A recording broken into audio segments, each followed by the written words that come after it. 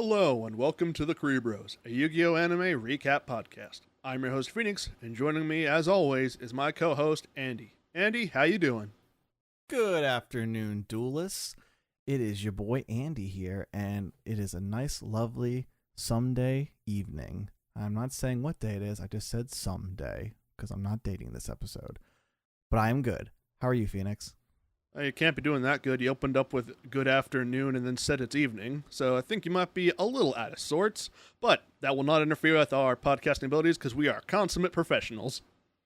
Yes, I'm the most professional of all the professionals in the professional world. I have a resume that just says very professional. Thank you. Well, how about you put that resume to the test and tell the fine folks out there what happened last time?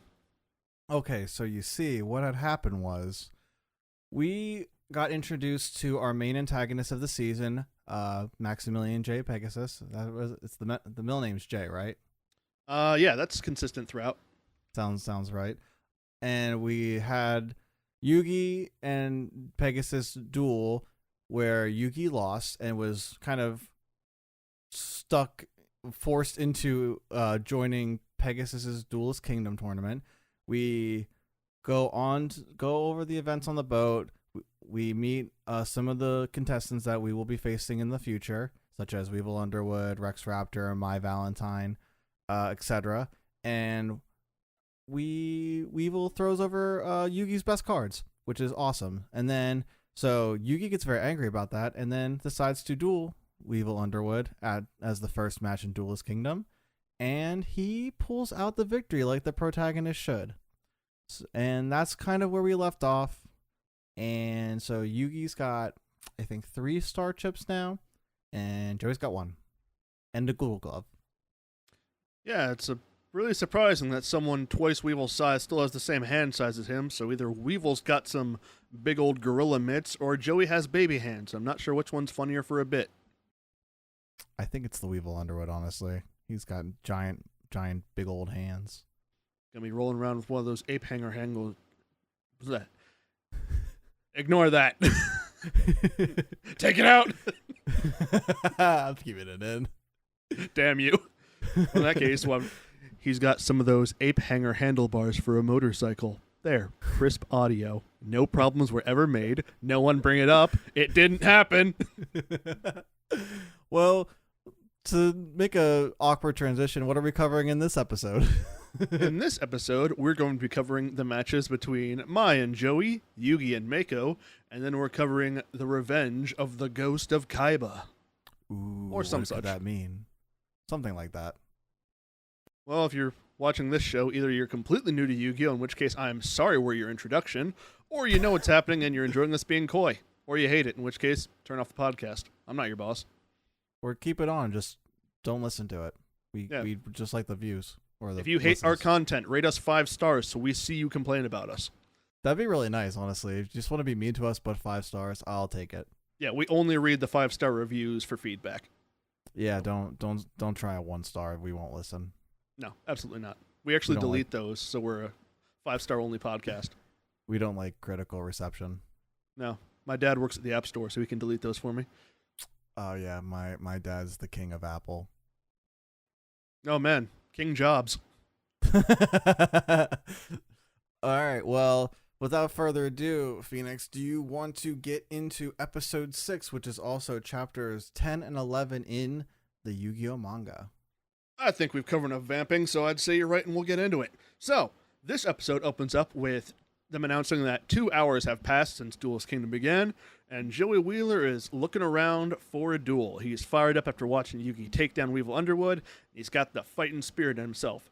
As he's going around, he comes up to a beachside cliff and looks out the sea and reminisces about the past, where he and his sister went to the ocean when they were kids. This reminds him of his motivations, and I guess is also supposed to remind the audience, which is what anime did back in the day of just constant flashbacks. And about this time, the gang notices My Valentine has just finished beating a duelist. And they're on a plains field. There's some brief talk about using the dual fields to their advantage, and they say that Joey should fight someone in this area because he uses Beast Warrior and Warrior monsters, which gain advantage on the grassland field. Yeah, and Tristan actually kind of eggs Joey on to fight like a weaker guy. He's like, you don't want to lose your 1-star chip. He has like no faith in Joey, which is kind of awful. That's his friend. Yeah, I did actually think it was weird that both Taya and Tristan do not believe that Joey's gonna be able to make it through this, and Yugi's the only person who even remotely supports him until at least the end of this episode. And so, as we were saying, they approach My Valentine, having just defeated a duelist and getting more star chips. I think at this point she either has 4 or 5, however many it is in particular, it does not matter. But Mai says that she is looking to take on Yugi, but wants to take him on later when she's accrued more star chips and will not be at as much of a risk if she should happen to lose to him. So instead, she's willing to take on Joey, with each of them wagering 1 star chip. Yeah, it's easy. I just want to bring up that actually Joey does not have the flashback with Serenity. Like, that motivation kind of is like a little bit more dialogue than visual in the manga. It's more just a panel of him kind of reminding us of his motivations with Serenity and hoping that like Serenity can see like a great view such as the one he's looking at in the anime, in the story. And it's also interesting, I wanted to point out that when Mai is like meeting up with the gang, it's really seems like Yugi wants to duel Mai right away. Like, she seems to kind of be eyeing him, and he's like, come on, you want to duel me, right? Like, just say it. Just say you want to duel me. Just challenge me to a duel. I'll take you on, kind of thing. And then she challenges Joey. I think it may be some sort of big hair dominance fight that they're having. It's something's compensating for something. There's some sort of pissing contest happening there. Well, we all know Mai's got the biggest hair around, and so she is clearly the alpha here. Hell If she has the biggest hair, why does she not simply eat the smaller ones? Yu-Gi-Oh logic. We're gonna deal with a lot of that this episode. Oh, I got a big complaint about Yu-Gi-Oh logic for the end of this duel. But getting back to this duel and starting it, we have Joey accepting Mai's challenge, because I don't think you're actually allowed to say no to a challenge, and so the match begins. And as the match begins, Joey notices that the field is half grassland, it's 40-20-40 split between mountains, wasteland, and grassland. So both players are able to get a bonus, so it more or less cancels out. And the thing he notes is that Mai is not looking at her cards as she's playing, which I'm going to complain about that at the end of this. Joey opens up with one of his simple warrior monsters. Mai plays her Harpy Lady, iconic, and they go to battle. As they do, Yugi calls out to Joey that land monsters have a disadvantage against flying monsters, where flying monsters can just avoid them, and it cancels out the stat bonus. So the Harpy Lady strikes back at Joey's land-based monsters and destroys it, and Joey takes an awkward amount of damage.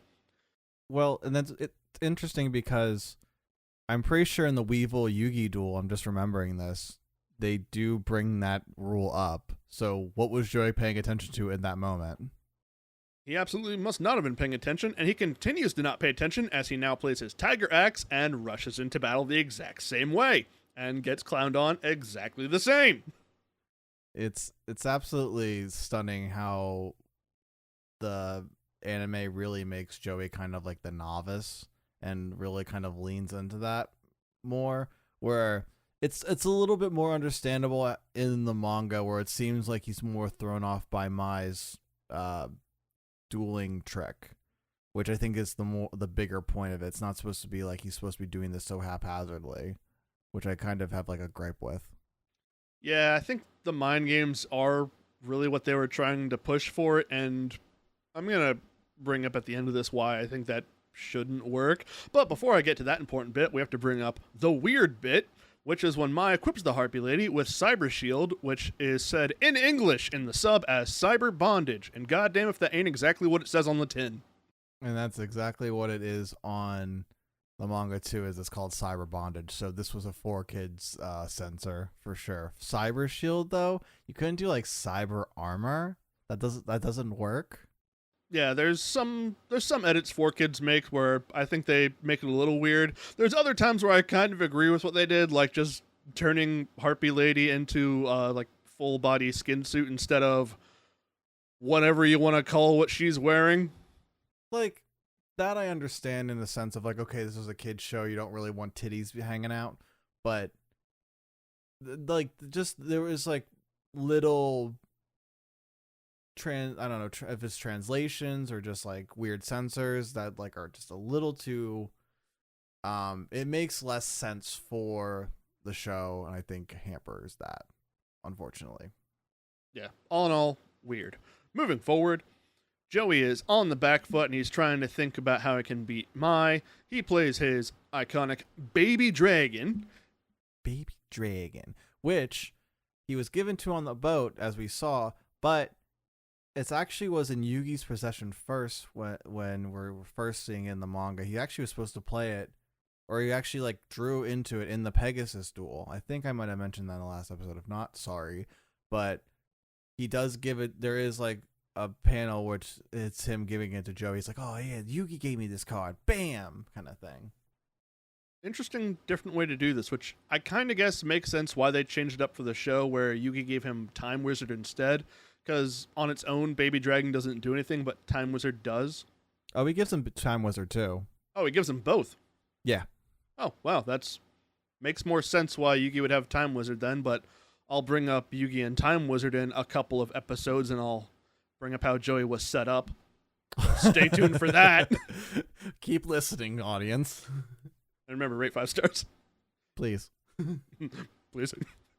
So, Joey plays Baby Dragon in defense mode, and Mai decides to just start flexing all over him, playing Elegant Egotist to make her 1 Harpy Lady into 3, but unfortunately she can't attack this turn. But the Harpy Lady's pretty big. Is it Elegant Egotist in the sub? Yes, that's the actual card. It's called Kaleidoscope in the manga, funny enough. Oh, that does make a bit more sense. Just was curious. All this time, Mai is playing her cards without looking at them, which is really throwing Joey off. Yugi gives him the advice to see that which is unseen, which is a callback to something from Season 0 and a flashback from an earlier episode talking about how their friendship is something that can be seen but is unseen, because friendship is intangible, but you can still see it. It's a callback to Chapter 1. And it's like the famous line that Joey said to Yugi that kind of like solidifies their friendship right at the end. I think it's translated to something you can show, or it's like something you can show but you can't see, which is basically the same thing of what you said, Phoenix. But it's interesting that they call that back within Joey's first major duel. It's a nice little callback. Yeah, I like the callback a lot. So, thinking about this, Joey closes his eyes and he is reminiscing. And at the same time, while his eyes are closed, he has a moment where he thinks about, is this going to be what it's like for his sister going forward, a world of complete darkness when she loses her eyesight? And as he's thinking about this and getting bummed out, he sniffs something a little smelly. And he realizes that Mai has been, I guess lacing is the word I'm going to use, her cards with perfumes, which, all right, I'm going to complain about this now. Her deck has, at a minimum, 40 cards. Yes. That means that there are 40 unique perfumes all stacked together and shoved into a deck box, meshing together. And my Valentine can still pick out the differences between each one. Get the fuck out of here, Tanjiro, with your weak nose. You got nothing on my Valentine. See, I think the one way I could maybe play devil's advocate on that is because she might have play sets of cards. So it's like she has to do, it's like less sense. That could be the only way I could talk my way out of that one. But it's still like all those scents mixed together, and I don't imagine those things not mixing in together. So it's my argument still isn't that strong. Absolutely insane olfactory senses on this woman. Bullshit. Well, yeah, 100%. Not but the trick. Yeah, like there's no way the trick would ever work. That's too much. Nope. But it's the cartoons. There's a lot of weird logic in this world, and well, you know what's one weird logic that I want to bring up? A lot of the cards get wet but aren't damaged. I think this is covered later in like the Orichalcos arc, but I'm gonna bring it up now. Do you remember Raphael and he had like his Guardian cards that were like all beat to hell? Yeah, see, and this is, yeah, I mean, I get that's like anime only, but still, it's still fucky. They do talk about how those are what his cards are like outside of the sleeves, So I think that there is something they bring up where like there are like the back of Yu-Gi-Oh card patterned card sleeves that everything is put into. I think we'll have to touch on We'll that. see if when we remember get there. that when we get to Raphael. I'm gonna have to like make a note that says check episode 3 before we Yeah. get there. But yeah, I think there are some. I think sleeves are at least mentioned later on. Who knows? We'll get to it when we get there. Yeah. But right now we have some card game Heart of the Cards bullshit to get to, where Joey thinks, all right, I got one card I can draw in my deck that can win me this match. And he picks it up off the top, and lo and behold, it's Joey's other iconic, well, one of his other iconic cards, the all-powerful Time Wizard. It seems to be implied. I don't know if it seems implied in the anime too, but in the manga, there's actually a panel with Yugi's Millennium Puzzle glowing. So I think he kind of maybe either influenced the Heart of the Cards or influenced some sort of magic bullshit so he could get the card. Maybe it was like faith. Maybe it was faith turned that energy into the Heart of the Cards, which like friendship, yada yada. But it does seem like that's the like that and the advice is like the most that Yugi helped like in the manga, but in the anime he's definitely giving more advice. Yeah, there's a blink and you miss it screen cut of Yami Yugi, like when Joey is drawing the card off the top, and it is the all-powerful Time Wizard. Joey plays it and just declares that the time effect resolves. We don't have the time roulette. We don't have any spinning dials, no flipping coins. It just works. It's bullshit. Yeah, actually, I kind of for some reason I overlook that, but you're right. Just, no, it works. You're fine. It happened. You're good. And also now Thousand Dragon. Yeah, Thousand Dragon, which, not how you make that card. Not how that works. No, that's not how that works. That's a polymerization of the two cards. Oddly enough, despite the amount of cards that get like retrains or updates to make them match like show effects, they've never done one for Baby Dragon to turn into Thousand Dragon like that. I mean, which is surprising because you think they would if they're going to try and like bring back classic Yu-Gi-Oh stuff and kind of make it more with those processes. I mean, I don't think many people are playing Baby Dragon Time Wizard combos, especially in this meta. No, but they would if they made them better. But I'll complain about the card game some other time. The time roulette succeeds, Thousand Dragon is made, the Harpy ladies are all aged to dust, and despite their attack points going down to 1,300, and Thousand Dragon being a 2,400, when Joey attacks, it somehow does 2,000 points of damage and Mai loses. I'm trying to do the math to be like, because it'd be 1,800. I mean, if you're counting all three. Except Elegant Egotist does not make 3 copies of Harpy Lady. It lets you summon Harpy Lady Sisters, which is one monster. In the card game, not necessarily in the anime. I think we could just cover this with the whole blanket of its bullshit. I mean, we could always cover it with the blanket of its bullshit. It probably is more bullshit, but I think that's probably my one way of arguing it. Yeah. Anyway, the point is, Joey won his duel against Mai. Congratulations. They hate to see a girl boss winning. I know, right? It's got to be the plucky Brooklyn Rage. Yeah, but now our boy Jonochi is up to 2 star chips, and he is on his way to starting some blind confidence. Before we move on to the next episode, I just kind of want to talk about a little bit how the anime is handling Joey as opposed to how the manga's been handling Joey at this point. It's really interesting to see like Joey kind of played more of like a novice in the anime, and I can kind of see where they're kind of going with it. I think it's maybe so where at least like if you're kind of new to the card game, you kind of learn through Joey, like Yugi being the more all-knowing protagonist and Joey being kind of like the, learning duelist. It seems as though Joey is a little bit more head-on straight in the manga. Like he's not he's still goofy, he's still Joey, but when Mai challenges him in the anime, at least in the dub, he kind of has like a air of, yeah, I'm half trained, and yeah, I haven't really done any duels, which in the manga that's not true. He's been trained by Yugi at least the week prior to the boat.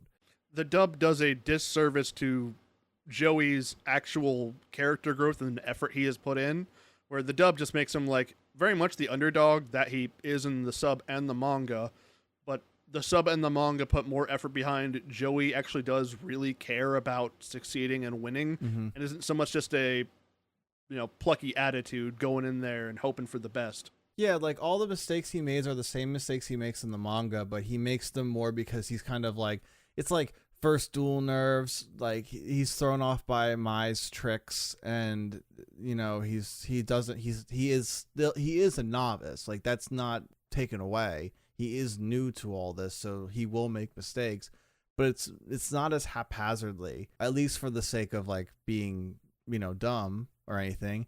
Like, Joey figures out all this stuff by himself. All that stuff that Yugi says in the anime to help Joey is internally monologued for the audience, not for Joey.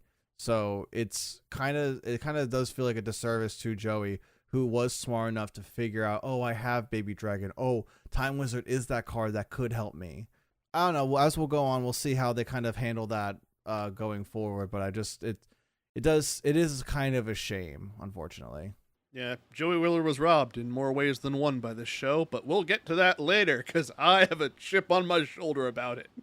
Okay, your trip turn. Okay, get to that bit later, but right now we're moving on to episode 7, which covers chapters 12 and 13, and is Mako Tsunami, who in the sub, his name is Ryota Kajiki. So, Joey, hyped after his win against Mai, is walking around, super pumped up, polishing the star chips, and then everyone's like, hey, we don't have any food. We're going to be here for 2 days. You would have thought he would have at least put some sort of like food stand. I'm pretty sure that's like illegal. Taya does say that if he's having everyone sent out to this island, that there should be some form of food service provided. To be fair, he does cram a bunch of duelists in a big yacht, but he does not give them rooms. True. Is this all a tax evasion scheme? Is this all a lie? Is that castle really made of castle materials, or is it cardboard? Is Pegasus a bad guy? Is the rich CEO who brought all these children to his sovereign state nation to fight to the death bad? Find out more at 11. Oh, look at the time. So, Mako Tsunami. So, as the gang are getting hungry, Joey sniffs out some food. He leads the gang to a bunch of fish that are being cooked by the sea, and they all approach the fish to eat them. When rising up out of the depths is Mako Tsunami. He's like, hey, it's my fish you're eating. There's a little comedy bit where he gets swept back into the water, climbs back out. They have some dialogue between everyone where Mako's like, oh yeah, I've got enough fish for everyone. Everybody just eat up, whatever. And then, as the gang are leaving, Mako just throws a spear at Yugi. He's like, hey, what if we dueled instead of you just leaving? And Yugi's like, yeah, what if? They do say that Mako placed 3rd in the Nationals, which means he was right behind Rex in that. So he does have some basis for being a capable duelist. He seems like he does, especially because it seems like they make it seem like base decks are a little more rare and a little less commonly used, but are very strong, as Mako will show. Given the fact that he's only able to do as well as he does because of the new field that is enabled by Pegasus, I can see why they're so rare. Mm-hmm. So, Mako and Yugi duel. The field is half wasteland, half legendary ocean. Mako places monsters which are hidden beneath the waves. Sounds like cheating. And so Yugi cannot see what they are after they've been played and can only see them while they're attacking. Yugi plays heavily defensive for the majority of this. His monsters are overwhelmed by the monsters' attacks from the depths. Mako eventually plays a monster, Karyu Shin, which when it attacks, while Yugi has his Silver Fang equipped with the full moon on the field, floods the field, so Yugi only has one space where he can play a monster. This sounds like bullshit. This whole duel is pretty much just all bullshit. I can't even lie. It's just the most dramatically bullshitted duel with fuck the rules kind of. They kind of threw this episode away. Yeah, you can't see Mako's monsters because they're under the water. Yugi tries to use the Horn of the Unicorn to electrocute the water, but Mako played electric jellyfish, which makes his monsters immune to electricity. Karyushin floods the field, which was brought back when Karyushin got its reprint. That makes it so each player can only control one non-water monster. So I guess that's kind of a neat callback. That is good. I mean, at least they're trying to kind of rewrite that one. Yeah, ocean control is annoying to play against. If you do that, I don't know, go fuck yourself.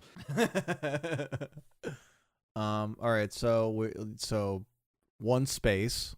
One space, which Yugi plays his giant soldier of stone in defense mode on it, and they kind of say something about the giant soldier of stone being able to expand the land, but Mako moves his monsters around the mast so that the giant soldier can't get into the water, which not how any of this should work. This is all made up. I hate this. They kind of, at least, like, it seems like he's supposed to be a defensive monster more than anything, at least from the story I was reading. He has like 2,000 defense points. They gets raised to 2,600 both in the manga and the dub, and probably in the sub too. It seems just to be kind of like one of those last-ditch efforts, and then the bullshitty of bullshit as bullshit happens. Yugi declares that he is going to attack the moon. He plays a moon spell card in the duel for Silver Fang as like a power-up, but doesn't work, and it also hinders him because it's the moon, and waves and the moon mix in a weird way. But then he works it to his advantage, which is ultimate bullshit. Yeah, after the giant soldier of stone monster card attacks the full moon spell card, the moon breaks, falls into the ocean, and now because the moon is gone, all of the water goes away because the moon affects the tides, and we're just playing Kelvin ball here, so all the water is washed away. Mako's monsters are just flopping about, fish out of water. He's freaking out. Yugi plays Curse of Dragon, uses Burning Land again, so he just completely fish fries the field, and it's over. It's got a consistent strategy. I like it. Uses it against Weevil, uses it against Mako. Although I will say, I did like that Mako and Yugi, neither of them bet all of their star chips, so Mako is not entirely eliminated, and at the end of this episode, when everyone's walking away, they're commenting that, that Mako, he's a pretty alright dude, you know? And everyone does sort of part as friends. But I cannot go through the end of this episode without saying Mako's backstory. Oh yeah, we did talk about that. Where he was raised by his father, who was also a fisherman. Mm-hmm. And we get a nice little sequence where Mako and his father are on a boat in a storm. His dad ties him to the boat so he doesn't get thrown overboard. A big wave comes, and his dad is never seen again. And from the way that they worded it, it sounds like Mako wants revenge on the ocean, which is why he fishes, to take fish out of the sea. So, I assume that's what they do in the dub, or the sub, but in the dub, it's a little bit more like, he's not having revenge on the sea, but he wants to use the prize money to get a boat to find his dad, because he does mention that the lifeboat on the boat he was on and tied to was not there. So he assumes his dad was able to escape and he hasn't been able to find him. The manga is very different, actually, in the sense that the dad doesn't disappear. The waves happen, but he brings up something about oil spills. And it says that made the sea angry because it's pollution, and he seems to have more of a grudge against pollution than he does anything else. So but he does want to buy a boat, but I think he just wants to buy a boat because he's a fisherman. But he does seem to have some sort of like weird activist earth activist undertones, which is fine. I mean, fuck global warming. We need to stop that shit. But it's very different from what they decide to do in the anime, and it seems to be a little bit translated a little differently in both the dub and the sub, which is interesting. Why can't they all have like a consistent motivation for him? Yeah, I think they could have just said that his dad went out for cigarettes one day, but nope, had to make it weird. Well, it would be milk. It couldn't be cigarettes. Cigarettes don't exist. Or lollipops, if we're calling back the One Piece 4 Kids dub. Oh yeah, Sanji and his steaming lollipops. Smoker, who just was smoking. He's just smoking. My God. Yeah. But it's the episode's pretty I don't want to say nothing burger, but No, I'll say it. It's a nothing burger. it's just Yugi, Yugi gets star chips, which, But spoilers for what we're getting to immediately, he loses them.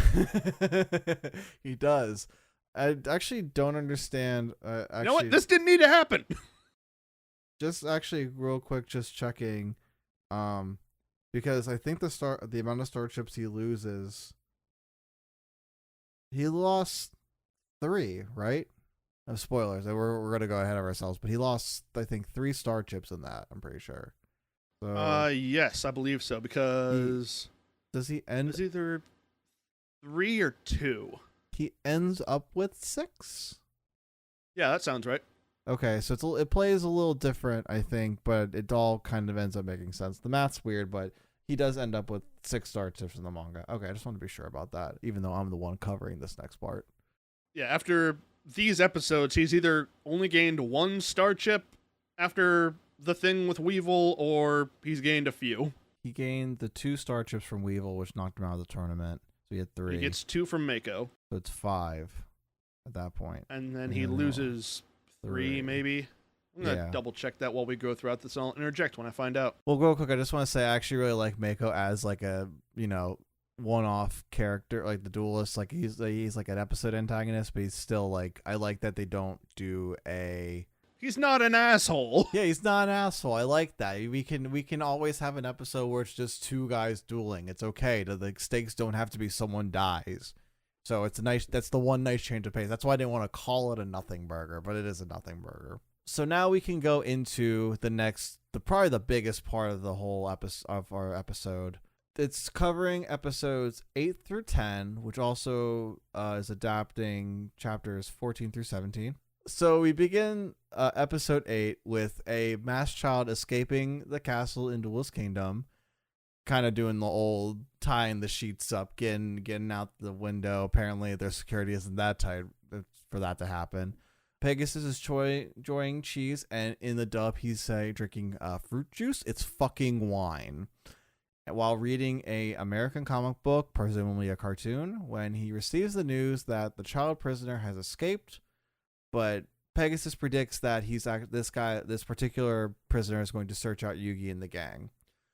We are then treated to an update on the tournament. At this point, 6 hours have passed since the beginning of the tournament. That adds up actually correctly in the manga too. 12 participants have been eliminated and are waiting to depart by boat. Just want to real quick say this section of the story, a lot of the details are going to be kind of different slightly, so I'm just going to kind of go over them, what the differences are as I go. So I'll kind of back and forth a little bit, but we'll try and keep it all cohesive. And for the first part of that is this part of the Pegasus actually is later in the manga. Just those events are actually switched. Funny enough. So we then reunite with our plucky and lovable minus Tristan gang. Yugi has 5 star chips. Joey has 2. They stumble upon a duelist who is being manhandled by security guard Chemo. This is where Tristan has a great hero moment, which I will give to Phoenix to talk about what he exactly does to save this duelist. So Tristan Taylor runs up to Tristan Taylor, high schooler, 15, Lovable. 16, somewhere around then. Lovable. Known oaf. for his Columbo trench coat. Runs up to this 6'8" man. Judo shoulder throws him. The man Chemo, in response, flips through the air to land on his feet. Then jumps back and flying Street Fighter kicks Tristan in response and goes back to manhandling the child. That Tristan, he's a superhero, all right. Yeah, we got a Tristan Taylor green screen action hero versus Bruce Lee out here. Regular Jackie Chan. Well, after that embarrassment that was Tristan Taylor, we learn that the duelist had his star chips and deck stolen from someone and is being taken to the boat that is leaving the island, like leaving all the loser contestants, like Weevil Underwood. The gang decides to find the thief and take back the star chips and the deck for the duelist. We are greeted by a lovely cameo of said loser, Weevil Underwood, who is waiting like all the other losers to go home. The gang goes off to find the thief and to get the star chips back.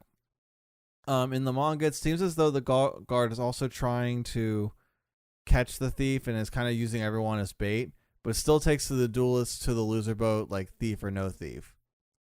The masked thief finally reveals himself and challenges Yugi to duel. They both bet 5 star chips, which is all of the star chips for Yugi.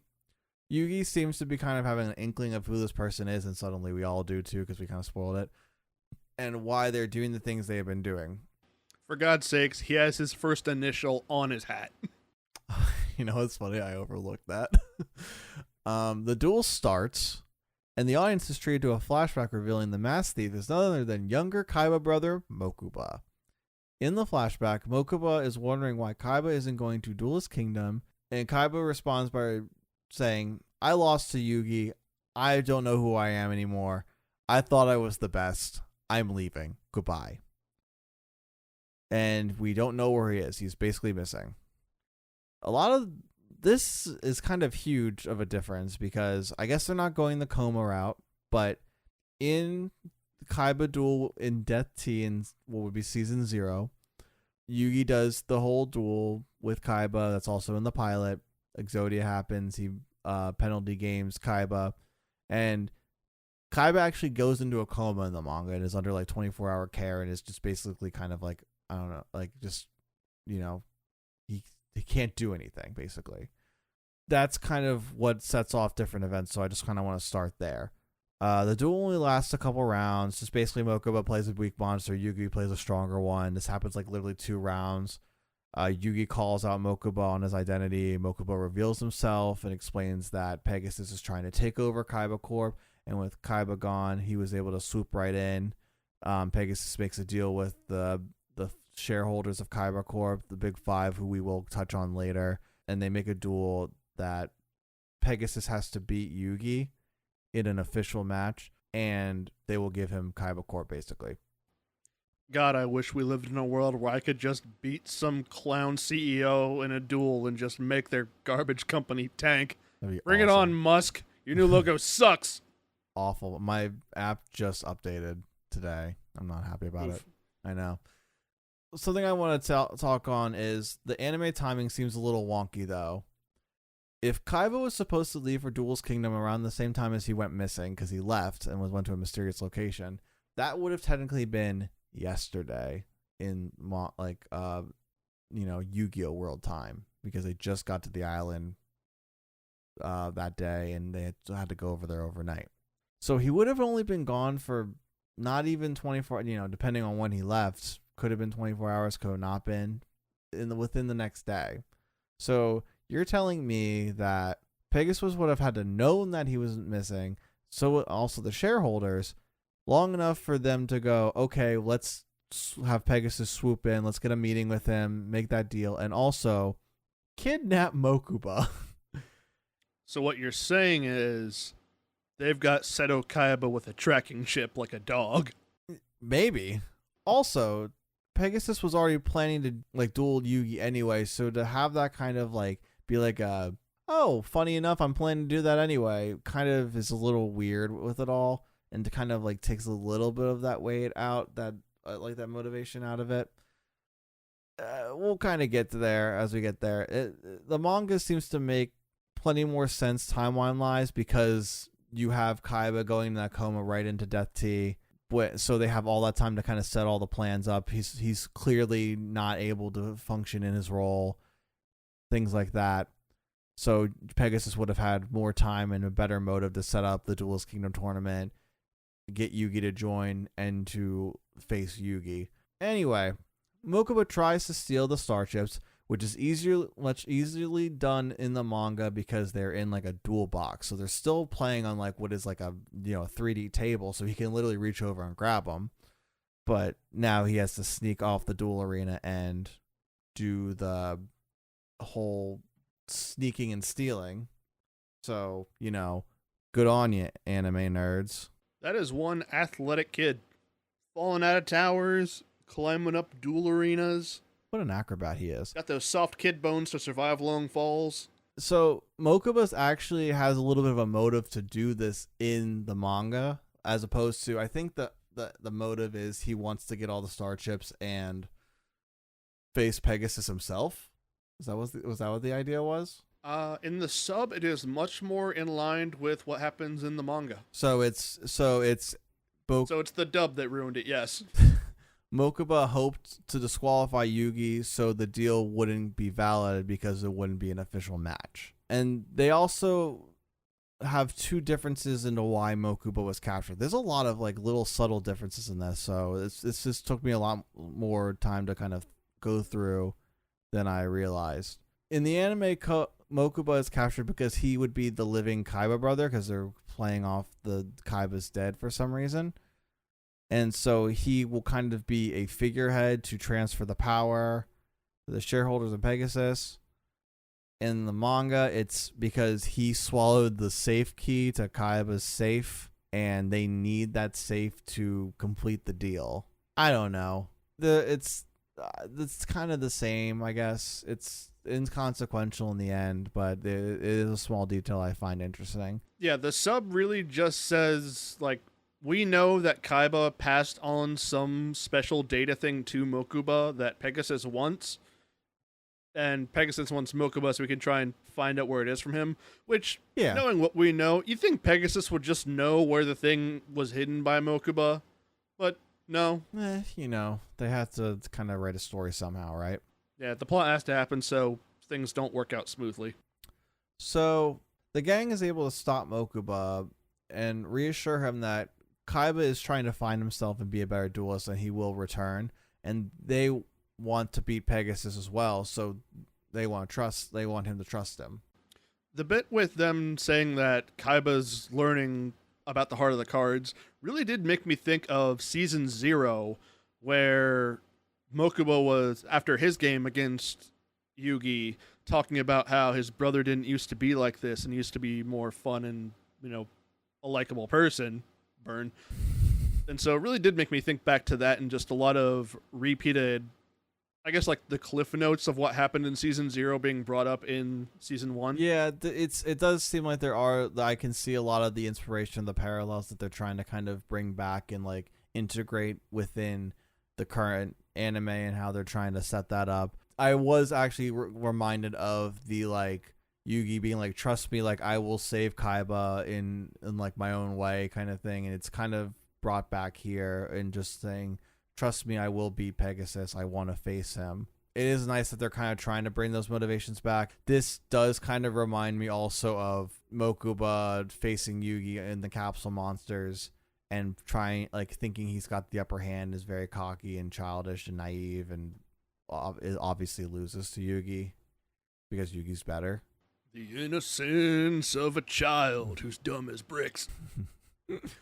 So after they all kind of make up and just go, okay, well, now we got to save this kid who's about to like leave. They try to go to the boat because they had a time limit.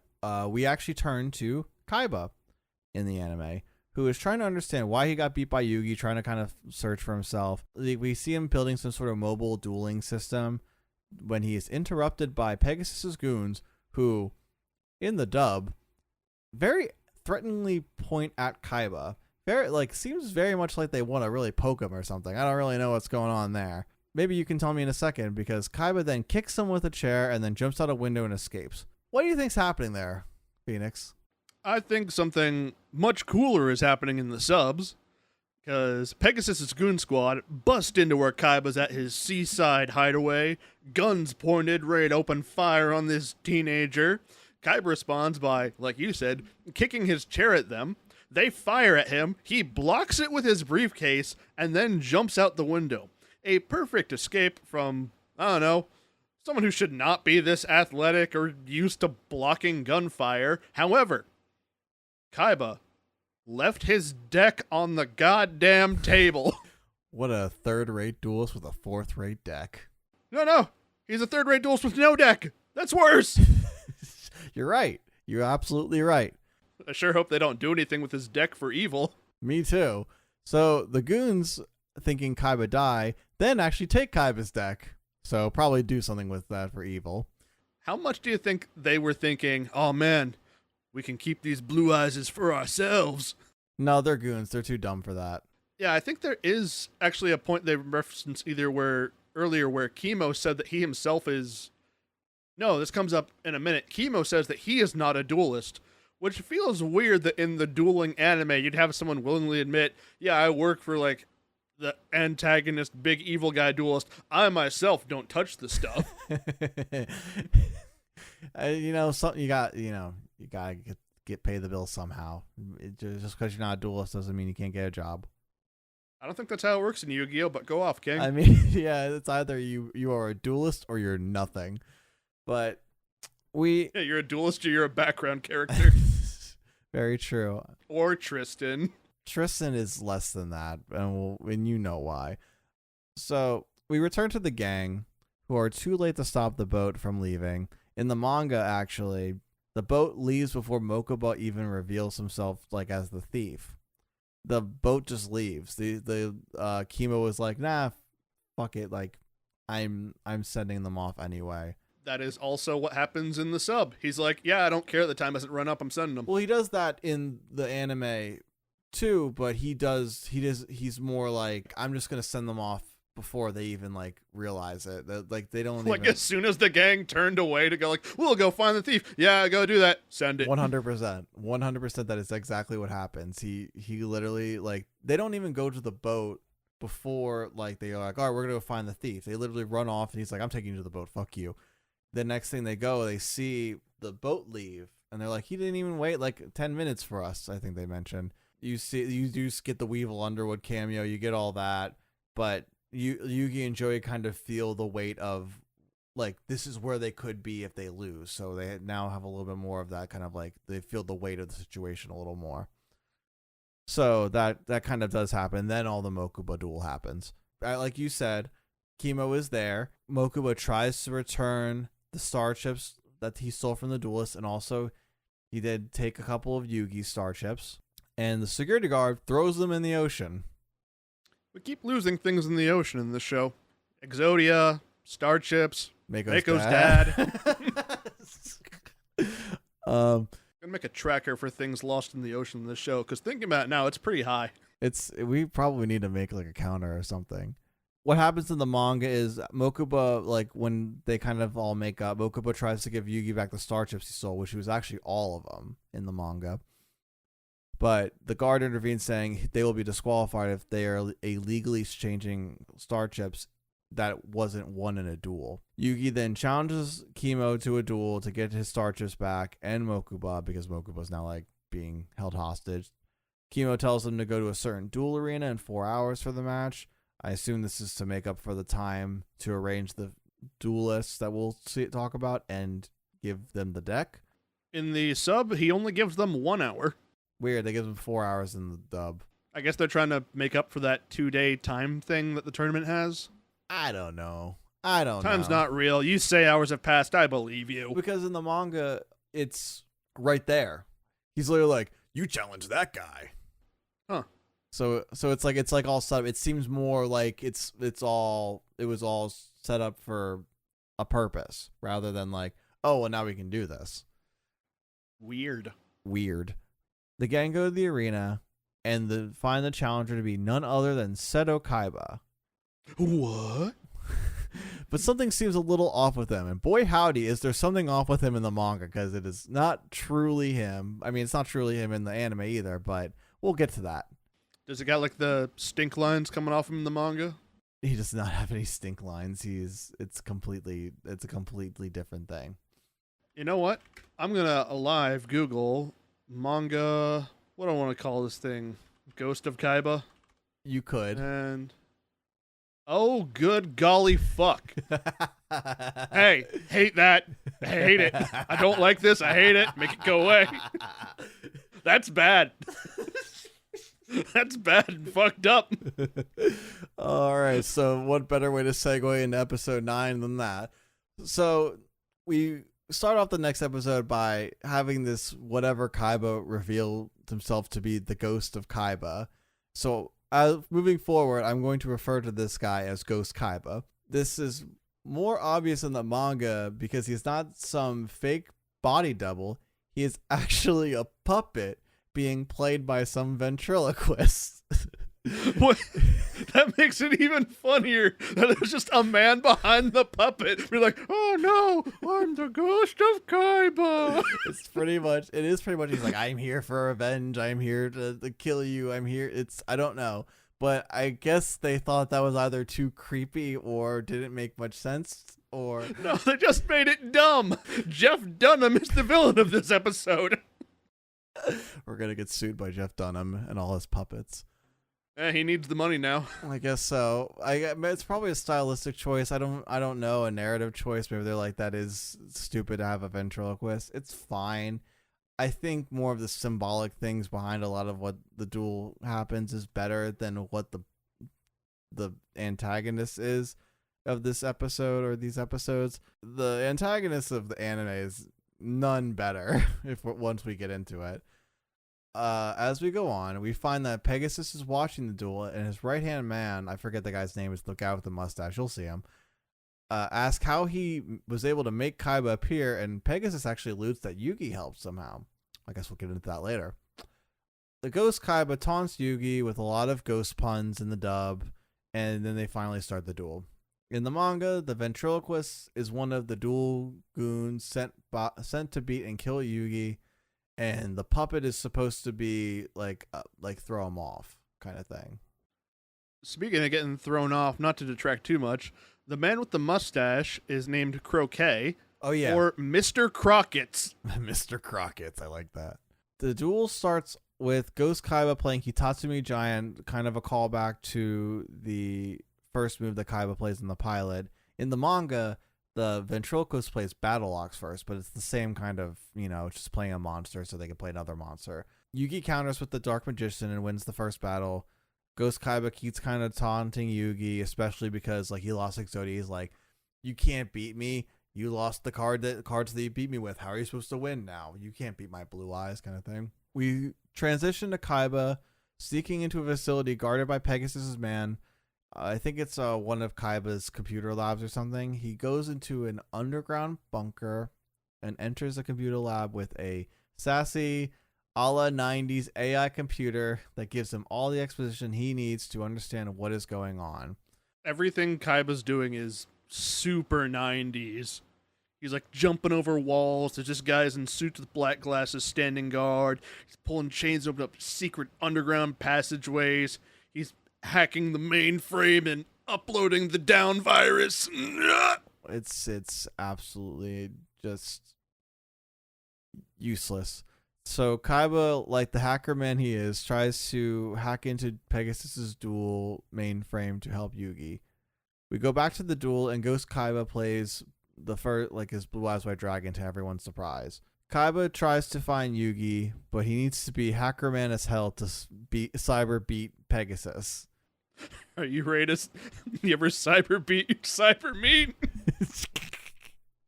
Feel free to take that out. No, that's staying in. I'm gonna apologize. No, I'm not gonna apologize to my priest. That's funny.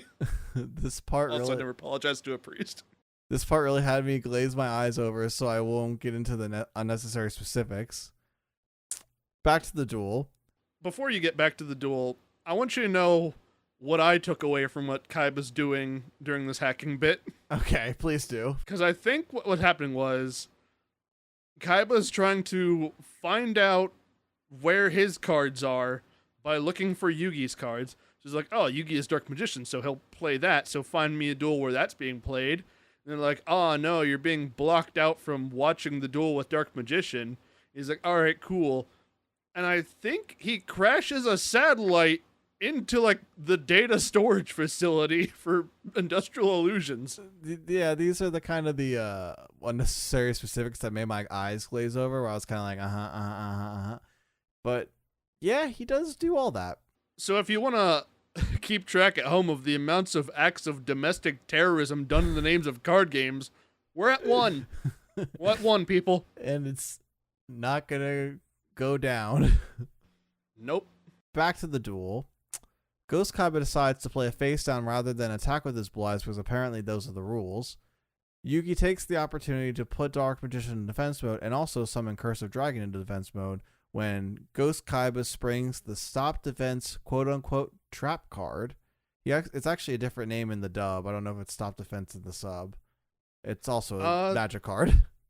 Yeah, there's actually 3 instances of in this duel of a card being declared either spell or trap when it's the opposite. And Stop Defense does make you stop being in defense mode, but the card he's activating has the effect of, I want to say, final attack orders. I think that's the name of the card, but not 100% sure on that one, which is a trap card that makes you go attack, but that ain't this, Chief. More hacker B plot that ultimately doesn't matter, but Kaiba does use a cyber TNT to open a cyber door, so yeah, that's happening. Yugi then go back to the duel, and Yugi plays magical hats to conceal the Dark Magician and anything else he plans to play. By the way, I forgot to mention Ghost Kaiba does destroy Curse of Dragon with blue eyes. Like that matters. Yugi conceals Dark Magician and anything else he plans to play. Magical Hats is played as a spell. It's not. It's a trap card. The episode ends with Blue Eyes attacking one of the hats, and Yugi being like, if he hits this hat, I could lose. What's going to happen? To be continued. Right now. Kind of surprising how early Magical Hat shows up, considering how much of a staple Yugi bullshit card this is, because the hat's never backfires for him. No, there's actually a lot of cards that I was actually, when I was rewatching everything and rereading everything, pleasantly was surprised and reminded that they are played this early. So, moving on, we are now on to episode 10, the final match, or the final part to this match. We finally have our answer, and surprise, Ghost Kaiba picked the wrong hat. Yugi is feeling a little confident about himself, and he plays a face down card to hide in one of the 3 remaining hats. Ghost Kaiba has a 1 in 3 chance of hitting the possible trap card or Dark Magician. Ghost Kaiba makes his choice and falls into the trap of Spellbinding Circle, another Yugi favorite, which doesn't work the way it's supposed to in the show because it stops the Blue Eyes White Dragon from attacking, which I believe that is the main effect of the card. It stops the attack, or it stops, prevents cards from attacking or monsters from attacking. But in the anime, and this stays true in the anime for the better part of it, you lose 800 attack points. So Blue Eyes White Dragon loses 800 attack points. 700 attack points. Oh, I did my math wrong. And my note. This would become a card later. Its Shadow Spell is the effect that's put on it, which I think is also a Yugi card. I'm not sure. Either is the Yugi card or it was in one of the structure decks for Yugi or Kaiba. I don't know. I can't remember. We're making up cards. We are. So Dark Magician has enough attack points to destroy it, and we finally get the upper hand, right? He just beat the Blue Eyes White Dragon. There's no way he has 2 more in his deck. Suddenly another Blue Eyes White Dragon appears and destroys Dark Magician. It's very funny how immediately he's just like, oh, my blue eyes, here's another one. It's actually kind of comedic, the timing, because it's literally like, where did that other Blue Eyes come? Oh, there's just a second one. He just had it in his hand. He could just play it. Do it again. Fun little manga note, because he does play this in the anime, but I did want to bring this up real quick. For some reason, Feral Imp is on the field after Dark Magician is destroyed. It isn't shown that he's summoned. It is shown he's summoned in the anime, and I'll get to that in a second. But I was rereading it, and I was rereading it as recently as a few hours ago. The Feral Imp is not shown to be played. It is just in the panels. So somehow he put that out there. Going back to Kaiba, he finally hacks into Yugi's duel and gets the 411 on everything like a good hacker man he is. He uploads a virus onto the second Blue Eyes White Dragon. Yugi's losing his hope for the victory, but then he finally plays the Feral Imp. So he's going to win with that. Blue Eyes White Dragon is about to attack until something is suddenly wrong with it, and it doesn't do anything. It's kind of inexplicable to the Ghost Kaiba. The virus is uploaded and it's taking effect, but Pegasus is kind of aware of this and tries to stop it, cyber style. What this actually symbolizes, or it's supposed to be adapting, is in the manga, this is the moment Kaiba finally awakens from his coma that Yugi put him in to kind of refind himself. So the Blue Eyes White Dragon is Kaiba's card, and it kind of goes back to that heart of the cards moment, which they kind of allude to in the anime a little bit too, which I'll get to. But the Blue Eyes White Dragon disappears actually because it's his card, not the ventriloquist's. Very much in line with what you're saying. Something I forgot to bring up when Mokuba was dueling against Yugi was Yugi says that Mokuba can't win because his heart is not in the cards he's using, which, like you said, does reference things from Season 0 where Kaiba tried to win using Grandpa's Blue Eyes, but it didn't listen to him because it wasn't his card. Yeah, it's narratively consistent with everything. And he does do that in the manga with Mokuba. He does say, like, you stole those cards, like, you will never win with those cards because they are not your cards, so it doesn't have your heart in them. Things like that. Also, I fact-checked this, and I am twice right. Shadow Spell was put in 2 Kaiba structure decks. Not Yugi, though? Nope. Okay, so Kaiba, well, whatever. The Blue Eyes ends up being destroyed, and it is alluded to the fact that the heart of the cards was the thing that actually truly stopped it, not the virus. Like, the virus didn't make it in time, but suddenly the dragon disappeared because Kaiba was wanting it to, kind of thing. Something I forgot to bring up. During the first episode with the Ghost Kaiba, as it's very funny to me that he keeps saying, I'm the ghost of Kaiba, and the spirit of the ancient Egyptian pharaoh says, ghosts aren't real. Well, I don't think he knows he's the spirit of the Egyptian pharaoh. He has to know he wasn't born in Japan. He has to know he wasn't born in a Millennium Puzzle. But like, he has to know he's a spirit. He has to, yeah. Does he think the spirit of a Japanese teenager takes over his body sometimes? Yes, I think that's truly what he thinks. Is this the opposite for him? Is this his nightmare?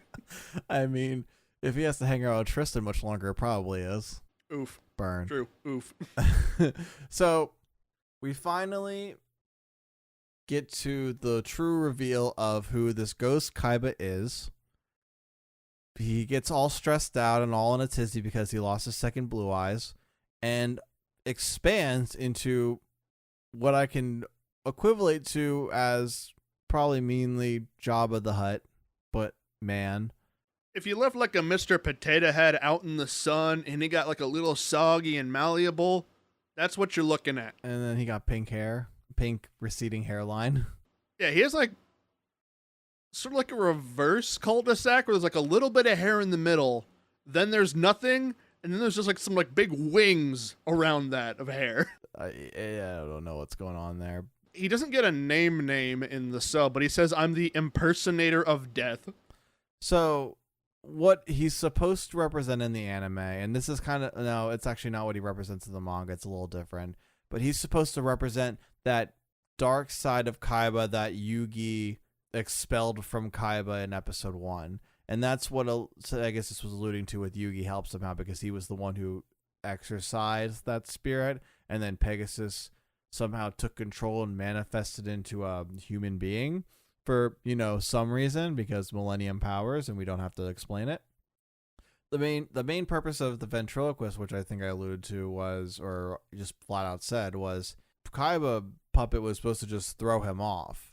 It was supposed to just kind of like play mind games with him. It wasn't supposed to be a serious thing. It was just supposed to be funny because they have the deck. It definitely threw me off. I mean, all of this threw me off, to be honest with you. So Pegasus' team infiltrates the bunker, but Kaiba is able to get away. Pegasus is actually kind of surprised by all these events happening. Like, he didn't expect Kaiba to be a player in this game. So having Kaiba help Yugi was especially surprising. So to, keep his cards close to his chest, for a lack of a better phrasing, he contacts Kimo, who says to make sure to keep Mokuba close with him, kind of foreshadowing the events to come. Going back to the duel, Ghost plays Grappler in defense mode. Yugi plays Celtic Guardian in a face down. Celtic Guardian destroys Grappler. Ghost then plays a monster. It's different in the anime and the manga. It's completely irrelevant and a face down. Then Yugi plays another face down card, Mystical Elf, and then a spell card that he doesn't play in the manga. It's like the spell Book of Secrets or something. Book of Secret Arts. Book and of also, Secret Arts. when he plays the Mystical Elf, she's chanting, and the impersonator of death says, "What's that elf chanting about?" I'm not going to worry about it. Oh, Should have worried about it, bud. they don't even bring that up in the dub, and they don't bring it up in the manga either. They just reveal it later. But the spell card is important, though. Ghost is what I call this dark side. Draws into the third blue eyes and attacks, which triggers Yugi's Mirror Force trap card that they set down earlier.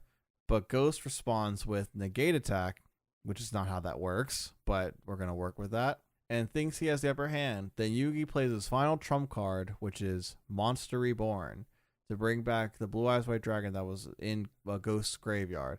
And then the Blue Eyes White Dragon gets a power up from the chant Mystical Elf was doing when she was summoned, and gives the Blue Eyes White Dragon enough power to take down Ghost's Blue Eyes White Dragon. Ghost loses the duel. Yugi then penalty games Ghost into the Shadow Realm. What happens in the manga is the ventriloquist sees scary puppets and is haunted by them. The episode ends with the gang all feeling all cheery, and then realize Mokuba has disappeared with chemo. The moment from the Mystical Elf bullshit is immortalized in the card recently released, Mystical Elf White Lightning, which has effects about normal monsters and summoning monsters and making your opponent attack. It's all bullshit. All of it. Truly all of it is. But that's where we kind of leave off for this episode. I just wanted to say that I didn't like all the Hackerman shit. I get why it was in the anime, and because of the reasons, but I really like the emotional weight of Kaiba coming out of his coma. I like the timing and the reveal that made it so like Kaiba awakens and the heart of the cards kind of comes through. I think it narratively makes sense. I think it symbolically makes sense. And it's a shame that I found out about this reveal years later, because I always kind of thought the hacker stuff was kind of, lame. I kind of had to accept it for what it was. So to kind of know that there was narratively, personally, a better series of events and how the details work kind of a little bit bummed me out, but it is what it is. Yeah, knowing the difference between the two of them, with one being Hackerman, the other being Kaiba unknowingly and unconsciously using the heart of the cards. I do like the heart of the cards one more, because we all know from watching the show, it's undeniable that it's real, no matter what Kaiba says. Mm-hmm. So him using it without knowing it, I enjoy more than the 90s rearing its ugly head at me. Yeah, and I will say, I did not really misremember, but it is interesting that they do still kind of hold true that a card of the cards fact with, like, the virus may not have worked, but it's still so up in the air that I kind of am like, oh, well, it kind of still loses that weight a little bit. But it is nice to see Kaiba again. It's still an interesting duel. It's a duel where, like, it's actually kind of, I think, the first duel where I feel like Yugi feels a little hopeless, because he is facing this seemingly impossible force with Kaiba's deck and the 3 blue eyes, and he does not have the trump card that did beat him. And to kind of have him find a way to work through that, even if it is not actually Kaiba, I'm sure that was a big confidence booster for him to know that he could manage to beat Kaiba without Exodia. Yeah, it's all very interesting, and I see the pros and the cons to both ways that they did it, but ultimately I think the original was better, even if I'm not as into the Kaiba coma as you are. Yeah, it's all kind of relative in the end of the day, but I think with the whole Kaiba coma thing, it makes a little bit more sense with, like, motivations, setting up the Duelist Kingdom, kind of has, like, okay, so it does have multiple stakes, and you kind of learn those multiple stakes as you go through Duelist Kingdom, because I just think with timing and everything, it kind of feels a little squished in, whereas it feels a little bit more natural in the manga with that. Yeah, it does throw a lot at you in this 3-episode chunk with, here's Mokuba, here's the Kaiba Corp plot with Pegasus, here's Ghost Kaiba, here's Kaiba outside the world, here's the Ghost Duel. It's like, a lot of things to throw at you really quickly, whereas everything else was just, here's a character and they're dueling. Yeah. Not to say it's bad or that none of it pays off, but I think it's a lot too quickly. Maybe some of this could have been seeded in the past 2 episodes. Could have been in, at least there's, what is this, 10 episodes? I could have been seated in a little earlier, but it's okay. It all ends up in the same place anyway, and we're all pretty much on the same page. So all in all, pretty fun. These are a good, fun little bit of episodes. We get some Mai action, you get a little Mako Tsunami action, you get a little Mokuba and Kaiba action, you get a little bit more with Pegasus. So it's pretty enjoyable, and we'll kind of have to keep going on with Duelist Kingdom and see where the gang leads up next time. Well, if you insist, I guess we will. So what will we be covering in the next episode? In the next episode, we'll be covering Joey Wheeler versus Rex Raptor. We'll be covering the mysterious white-haired pretty boy, Bakura. And then we'll be having the horror that is Panic. Ooh, Panic. Looking at this, it does say that the American version of the Panic bit was combined into 1 episode. So I guess you have less to watch next time. Fuck yeah.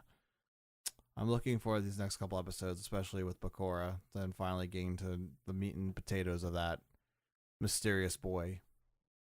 Yeah, who knows what secrets his ring holds. Not that we know he has a ring. We didn't watch season 0. But we will get to all that when we get to it next time. You want to plug your socials? I would love to. You can find me at twitch.tv/PhoenixFarce or youtube.com/PhoenixFarce. That's PhoenixFarce, where I do casual streams of gameplay, mostly card game stuffs. If you want to watch me live, I've sort of got a schedule. I'm working on getting some regular stuff out.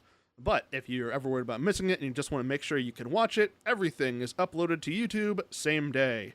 So YouTube is the place to go to watch all of it. Playing stuff like Yu-Gi-Oh! Master Duel, Marvel Snap, Magic the Gathering Arena, and other horror games or long play series that I think are fun. You can find all of that there. And yeah, do you have anything you want to plug? Presumably, I didn't have anything in the last 2 episodes, but my creative Instagram, all my creative stuff, music, Kuribros, anything is going to be on Instagram at @Pappasergi, PAPPASERGI. That's where you'll see a lot of anything I'm doing creatively. And then all the Kuribros on all the social media we will have up in the links below. And that's really it. Cool. Looking forward to the next one. Until then, we'll see you next time, duelists. Have a good afternoon/evening or morning or goodbye. Just leave!